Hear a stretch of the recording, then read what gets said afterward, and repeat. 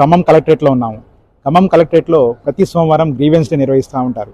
జిల్లా నలుమూల నుంచి వందలాది మంది ఫిర్యాదుదారులు నేరుగా కలెక్టర్ని కలిసి తమ సమస్యలు విన్నవించి ఆ సమస్య పరిష్కారం కోసం ఆశగా ఎదురుచూసే వేదికే ప్రజావేదిక.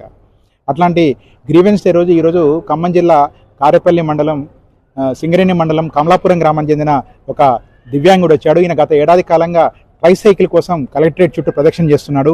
ఇప్పటికీ 5 గ్రీవెన్స్ డేలో వచ్చి దరఖాస్తు ఇచ్చినా కానీ ఆయనకి ఈ రోజు వరకు కూడా న్యాయం జరగకపోవడంతో ఈరోజు మళ్ళీ కలెక్టర్ని కలిసి విన్నవించుకునేందుకు వచ్చారు. మనతో ఆ దివ్యాంగుడు ఉన్నారు, ఆయనతో మాట్లాడదాం.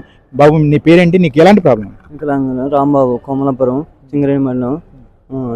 బండి కోసం వచ్చేసిన ఏం పట్టించుకోవట్లేదు. దయచేసి మీకు వేయండి. ఈయనకేంటి, ఏం ప్రాబ్లం ఉంది? మీరు ఈ వికలాంగుల సంఘానికి నాయకుడిగా ఉన్నారు. ఈయన ప్రాబ్లం ఏంటి? దీన్ని అధికారుల దృష్టికి తీసుకెళ్లారా? ఏం చెప్తున్నారు అసలు? నేను వికలాంగుల జిల్లా ప్రెసిడెంట్ అండి. నేను వికలాంగుల సమరభేరి సంఘం. మా వికలాంగులకి ఎంతమంది వస్తున్నారు కానీ ఎంతవరకు అధికారులు న్యాయం చేస్తున్నారని అంటే చాలా శూన్యమనే చెప్పాలి.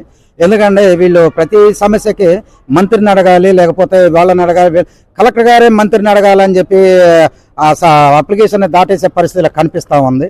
ఈ రోజు ఇప్పటికి నేను ప్రతి గ్రీవెన్స్ డేలో ఒక 4-5 అప్లికేషన్లు వారి టేబుల్ మీద పంపిస్తూనే ఉంటా. ఈయన ప్రాబ్లం కనీసం 1 సంవత్సరం నుంచి ఉంది. సంవత్సరం నుంచి ఈ 4 దఫాలుగా కంప్లైంట్లు ఇచ్చిండట తన పర్సనల్ గా. ఇప్పుడైతే నేనే పర్సనల్ తీసపై కంప్లైంట్ ఇప్పించిన. నేను బ్యాటరీ ట్రైసైకిల్ అడుగుతుంటే అది మంత్రి గారి పేజీలో ఉంది. ఇప్పుడు మనం ఇయ్యేది కాదు, లేకపోతేనేమో కొన్ని ఆన్లైన్లో చేసుకోవాలి OBMMS అని చెప్పి. ఇలాంటి వాళ్ళకి అందరికీ ఆ OBMMS అనే యాప్ అసలు ఏంటో కూడా తెలియదు. మాలాంటి వాళ్ళకి తెలిసినా కూడా అందరికీ ఎక్కడ జిల్లాలో నలుమూలలు ఉంటే వాళ్ళ దగ్గర పోయి నేను ఆన్లైన్ చేయలేని పరిస్థితి అది. కాబట్టి మేము డిస్ట్రిక్ట్ వెల్ఫేర్ డిపార్ట్మెంట్ నుంచి వికలాంగుడికి పోయిన ప్రతి అప్లికేషన్ వాళ్ళే ఆన్లైన్ చేసుకొని వాళ్ళే బండ్లు ఇప్పించవలసిందిగా కోరుతా ఉన్నాం. యాక్చువల్గా మామూలు సామాన్య ప్రజలే గ్రీవెన్స్ డేకి వచ్చి ఇక్కడ కలెక్టరేట్ దాకా రావాలంటేనే చాలా వ్యయ ప్రయాసాలు. అట్లాంటిది మీరు చెప్తున్న ఈ దివ్యాంగుల పరిస్థితి ఇంకా భారంగా ఉంటుంది. ఇట్లాంటి వాళ్ళ గురించి ప్రభుత్వానికి మీరేం చెప్పదలుచుకున్నారు? ప్రభుత్వానికి మేము విన్నవించేది ఒకటేనండి. మా వికలాంగులు ఎంత ఇబ్బంది పడుతున్నారో, అసలు పెన్షన్ పెంచేది లేదు, కనపట్టలేదు.